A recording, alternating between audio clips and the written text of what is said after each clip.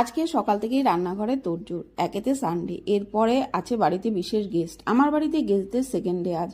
রবিবার, সবার ছুটি, ওর বাবাও বাড়িতে। ব্রেকফাস্ট করেছি আলু দিয়ে দোকানের মতন ঘুগনি, আর তার সাথে ভাটুরে, আর তার সাথে ছিল ওদেরই আনা মিষ্টি। ওর বাবা একটু ফল কেটে দিল। বারান্দায় ওরা বসেছে। এখানে শীতকালে বেশ রোদ পড়ে, বসতে বেশ ভালো লাগে।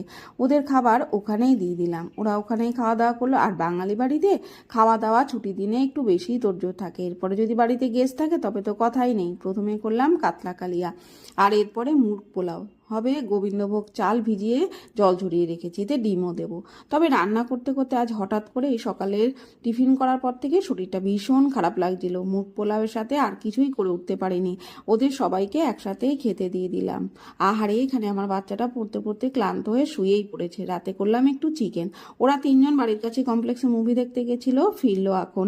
আর এই দিনটা একটা সুন্দর স্মৃতি হিসেবে তোলা